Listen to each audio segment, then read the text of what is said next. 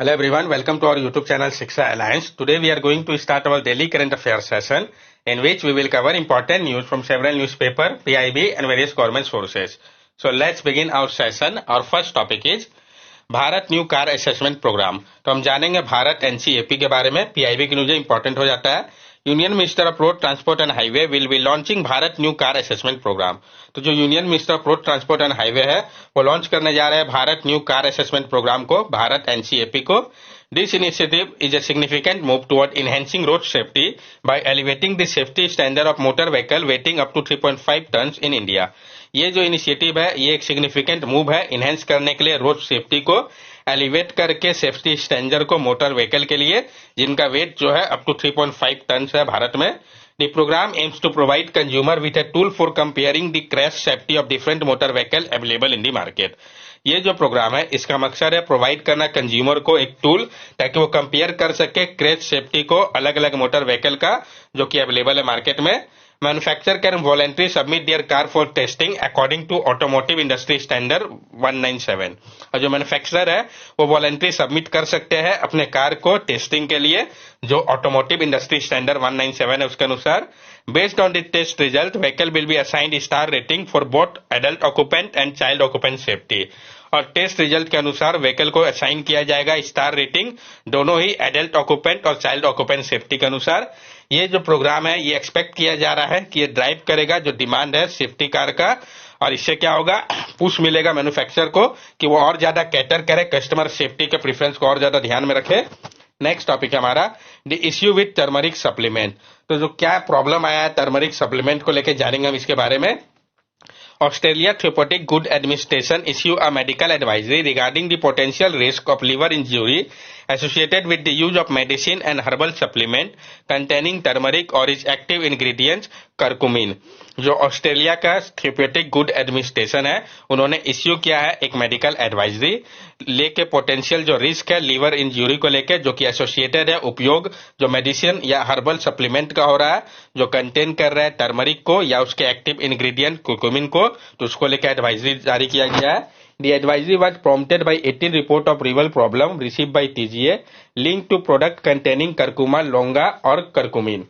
ये जो एडवाइजरी है इसको प्रॉम्प्ट किया गया है 18 रिपोर्ट जो है लीवर प्रॉब्लम को लेके जिसको रिसीव किया गया है थेरेप्यूटिक गुड एडमिनिस्ट्रेशन के द्वारा। ये लिंक है जो प्रोडक्ट है जो कि कंटेन करता है कर्कुमा लोंगा या कर्कुमिन को। टीजीए ने कंक्लूड किया है कि रियल रिस्क है लीवर इंजरी का कर्कुमा लोंगा या कर्कुमिन को मेडिकल फॉर्म पर लेने पे पार्टिकुलरली इंडिविजुअल जिनके पास पहले से या प्रीवियस रिवियर डिजीज है। तो क्या रिसर्च जो है अदर कंट्री का वो क्या कहता है। तो France ANSES reported cases of hepatitis linked to turmeric containing food supplement.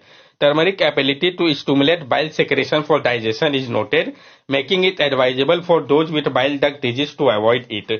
जो फ्रांस का ANSES रिपोर्ट केस है हेपेटाइटिस का जो कि लिंक्ड है टर्मरिक कंटेनिंग फूड सप्लीमेंट से। टर्मरिक का जो एबिलिटी है ये स्टिमुलेट कर देता है बाइल के सिक्रेशन को डाइजेशन के लिए, ये नोट किया गया है। इसलिए ये एडवाइजेबल है कि जिनको भी बाइल डक्ट का डिजीज है वो अवॉइड करे टर्मरिक को। सेफ्टी स्टैंडर्ड की अगर हम बात करें European food safety authority suggest an acceptable daily intake of 180 milligram of curcumin for a 60 kg adult, while WHO Food and Agriculture Organization recommend 3 milligram per kg of body weight। European food safety authority है उन्होंने suggest किया था कि जो acceptable daily intake है वो 180 microgram का होना चाहिए कर्कुमिन का 16 kg एडल्ट के लिए। WHO food and agriculture organization ने रिकमेंड किया था 3 मिलीग्राम का पर केजी ऑफ बॉडी वेट के अनुसार। तो टर्मरिक के बारे में हम जान लें। टर्मरिक एक फ्लावरिंग प्लांट है curcuma लोंगा of the ginger family का। इसका उपयोग किया जाता है कॉन्डिमेंट, डाई, ड्रग और कॉस्मेटिक में, साथ साथ रिलीजियस सेरेमनी पर भी। India is a leading producer and exporter of turmeric in the world. India produce 80% of turmeric in world. और इंडिया जो है वो लीडिंग प्रोड्यूसर और एक्सपोर्टर है टर्मरिक का पूरे विश्व में। इंडिया प्रोड्यूस करता है 80% टर्मरिक जो कि वर्ल्ड को जरूरत है। Turmeric has been studied for its potential health benefit, including anti-inflammatory and antioxidant property, as well as its role in traditional medicine and cuisine। और टर्मरिक को स्टडी किया गया है इसके पोटेंशियल हेल्थ बेनिफिट के कारण, इसका जो एंटी इन्फ्लेमेटरी और एंटीऑक्सीडेंट प्रॉपर्टी है, साथ साथ जो इसका रोल है ट्रेडिशनल मेडिसिन और क्यूसिन में भी। नेक्स्ट टॉपिक हमारा जीन एडिटेड मस्टर्ड। तो हम जानेंगे जीन एडिटेड मस्टर्ड के बारे में।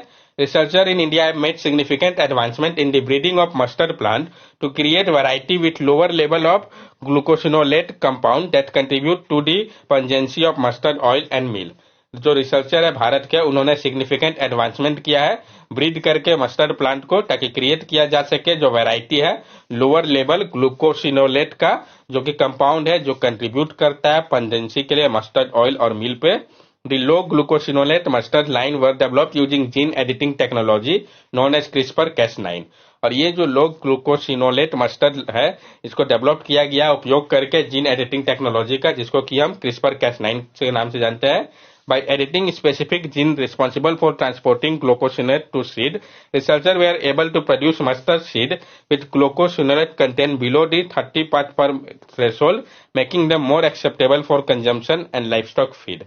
और एडिट करके स्पेसिफिक जीन को जो कि रिस्पॉन्सिबल है ट्रांसपोर्ट करने के लिए ग्लूकोसिनोलेट को सीड में, रिसर्चर जो है वो प्रोड्यूस कर पा रहे हैं मस्टर्ड सीड को, जिसमें ग्लूकोसिनोलेट का कंटेंट जो है वो काफी कम है थ्रेशोल्ड लिमिट से, जो कि इसको और ज्यादा एक्सेप्टेबल बना रहा है कंजम्पशन के लिए और लाइवस्टॉक फीड के लिए. These genetically edited mustard line are non-genetically modified in contrast to transgenic genetically modified crops.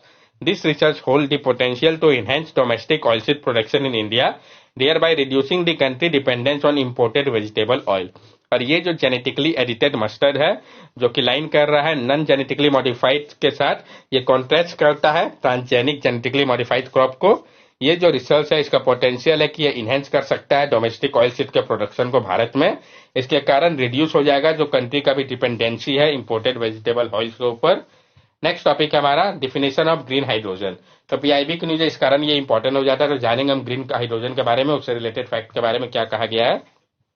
Ministry of New and Renewable Energy in India has introduced the green hydrogen standard for the country as a part of National Green Hydrogen Mission. जो ministry of new and renewable energy है भारत के, उन्होंने introduce किया है green hydrogen standard को country के लिए, जो कि पार्ट है नेशनल ग्रीन हाइड्रोजन मिशन का. The ministry has defined green hydrogen as hydrogen with a well to get emission including various production process of no more than 2 kg CO2 equivalent per kg of hydrogen. Ministry ने define किया है कि जो green hydrogen है वो hydrogen जहां पे well to get emission जो है, जो कि इंक्लूड करता है वेरियस प्रोडक्शन प्रोसेस को, वो more than 2 kg CO2 equivalent पर केजी ऑफ हाइड्रोजन के लिए उससे अधिक नहीं होना चाहिए. Standard specify the emission limit that hydrogen production must adhere to in order to be classified as green, indicating it comes from renewable sources. और जो स्टैंडर्ड है वो स्पेसिफाई कर रहा है एमिशन लिमिट को हाइड्रोजन प्रोडक्शन को लेके, कुछ को ये पालन करना होगा तभी उनको क्लासिफाई किया जाएगा ग्रीन के तौर पे. ये दर्शाता है कि ये आ रहा है रिन्यूएबल सोर्सेज से. दी standard cover both electrolysis based and biomass based method of producing hydrogen. और ये जो स्टैंडर्ड है ये कवर कर रहे हैं दोनों ही electrolysis based and biomass based method को प्रोडक्शन के लिए हाइड्रोजन का. The standard also outlined that the ministry will provide a detailed methodology of the measurement, reporting, monitoring, verification and certification of green hydrogen and its derivative. और जो standard है ये outline कर रहा है कि जो मिनिस्ट्री है वो प्रोवाइड करेंगे एक डिटेल मेथोडोलॉजी को मेजरमेंट के लिए, रिपोर्टिंग के लिए, मॉनिटरिंग के लिए, वेरिफिकेशन के लिए और सर्टिफिकेशन के लिए ग्रीन हाइड्रोजन और उसके डेरिवेटिव्स के लिए. प्योर ऑफ एनर्जी एफिशिएंसी जो है, जो कि मिनिस्ट्री ऑफ पावर के अंतर्गत आता है, वो रिस्पॉन्सिबल है एक्रीडिएटिंग एजेंसी के रूप में मॉनिटर, वेरीफाई और सर्टिफाई करने के लिए ग्रीन हाइड्रोजन प्रोडक्शन प्रोजेक्ट को. तो कौन रिस्पॉन्सिबल है? Bureau of energy efficiency. Next topic है हमारा COP28 Gabon wraps up $500 million डेप्ट फॉर नेचर स्वैप. जो COP28 था उसमें गैबन ने wraps up किया है $500 million का डेप्ट नेचर स्वैप के लिए. तो जानेंगे इसके बारे में हम. Gabon has announced a groundbreaking $500 million debt for nature swap, making it the largest such deal in Africa and the second largest in the world. जो गैबन है उन्होंने अनाउंस किया है एक ग्राउंड ब्रेकिंग $500 million का डेप्ट फॉर नेचर स्वैप को, जो कि इसको लार्जेस्ट बना देता है इस टाइप का डील को अफ्रीका के लिए, और ये सेकंड लार्जेस्ट डील है वर्ल्ड के लिए. Debt for nature swap involve indebted developing nation seeking assistance from developed world financial institution to pay off their debt in exchange for conservation effort. जो डेप्ट for nature swap है, जैसा कि इसका नाम बताता है, ये इन्वॉल्व करता है कि जो इंडेप्टेड डेवलपिंग नेशन है जिनको मदद चाहिए, उनको डेवलप्ड वर्ल्ड फाइनेंशियल इंस्टीट्यूट जो है वो पे ऑफ कर देते हैं उनके डेप्ट को एक्सचेंज में कंजर्वेशन एफर्ट के लिए. Gabon debt has been restructured under a blue bond and is a partner with Bank of America, US International Development Financial Corporation and the Nature Conservancy for this swap. और जो Gabon डेप्ट है उसको restructure किया गया blue bond के तौर पे, और उसने इसके लिए पार्टनरशिप किया है bank of America, US international development finance corporation और नेचर कंजर्वेंसी के साथ, ताकि इस स्वैप को किया जा सके। This swap will refinance $500 million of Gabon national डेप्ट to fund marine conservation project. और ये जो स्वैप है ये रिफाइनेंस करेगा $500 million को गैबन नेशनल डेप्ट to fund marine conservation project के लिए। जो ब्लू बॉन्ड इनिशिएटिव है ये जनरेट करेगा एक्सपेक्टेड $163 million फाइनेंसिंग में, जिसमें गैबन ने कमिट किया है कि वो स्पेंड करेंगे $5 million प्रत्येक साल नेक्स्ट 15 ईयर तक मैराइन कंजर्वेशन के लिए। The funding will contribute to advancing conservation goal, protecting endangered species and supporting Gabon sustainable blue economy। और ये जो फंडिंग होगा ये कंट्रीब्यूट करेगा एडवांस करने के लिए कंजर्वेशन गोल को, प्रोटेक्ट करेगा इंडेंजर स्पीसीज को और सपोर्ट करेगा गैबन सस्टेनेबल ब्लू इकोनॉमी को। गैबन का मकसद है कि वो प्रोटेक्ट करे 30% लैंड को, फ्रेश वाटर सिस्टम को और ओशियन को 2030 तक। ये जो इनिशिएटिव है इसको बिल्ड किया गया है गैबन के प्रीवियस एफर्ट के अनुसार, जैसे कि गैबन ब्लू प्रोजेक्ट जिसको कि एक्सपेंड किया गया था मैराइन प्रोटेक्टेड एरिया के लिए, और जो गैबन का पहला सेंट्रल अफ्रीकन नेशन जो उन्होंने स्टैब्लिश किया था मैराइन प्रोटेक्टेड एरिया नेटवर्क को। कंट्री ने पहले ही क्रिएट किया है 20 प्रोटेक्टेड एरिया को, जो कि कवर कर रहा है 26% ओशियन टेरिटरी को, और जो न्यू फंड है ये फर्दर मदद करेगा एक्सपेंशन में। ये जो डील है ये अलाइन कर रहा है ग्लोबल एफर्ट के अनुसार, जैसे कि हाई सी ट्रीटी हो गया जो कि प्रोटेक्ट कर रहा है 30% वर्ल्ड ओशियन लैंड को बाय 2030 तक। गैबन एक कंट्री है जो कि सिचुएटेड है वेस्ट कोस्ट में सेंट्रल अफ्रीका के। ये शेयर करता है बॉर्डर को Equatorial Guinea, Cameroon, Republic of Congo, Gulf of Guinea के साथ। तो ये कहाँ लोकेटेड इंपॉर्टेंट हो जाता है। ये कवर करता है अराउंड 2,70,000 स्क्वायर किलोमीटर के एरिया को। ये फीचर करता है कोस्टल प्लेन, माउंटेन जैसे कि क्रिस्टल माउंटेन, चाइलू मैसिव और ईस्टर्न सवाना को। नेक्स्ट टॉपिक हमारा एकॉस्टिक साइड चैनल अटैक। तो हम जानेंगे एकॉस्टिक साइड चैनल अटैक के बारे में। A research paper titled A Practical Deep Learning Based Acoustic Side Channel Attack on Keyboard, published with the support of Durham University Ethics Committee, revealed that artificial intelligence can be utilized to decipher password by analyzing the sound produced by keystroke।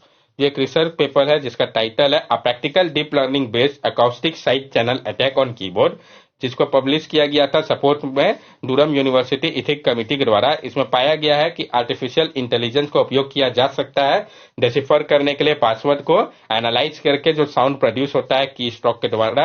ये जो method है जिसको कि हम acoustic side channel attack कहते हैं, ये exploit कर रहा है एकॉस्टिक सिग्नल को कीबोर्ड क्लिक का, ताकि इंटरप्रेट किया जा सके टाइप्ड इंफॉर्मेशन को। Despite being around for decades, the advancement of AI and deep learning has heightened the risk associated with ASCA। जो ये अब डिकेड से चला आ रहा है, जो एडवांसमेंट अभी हुआ है आर्टिफिशियल इंटेलिजेंस में और डीप लर्निंग में, इसने हाईलाइट किया है जो रिस्क एसोसिएटेड है एकॉस्टिक साइड चैनल अटैक का।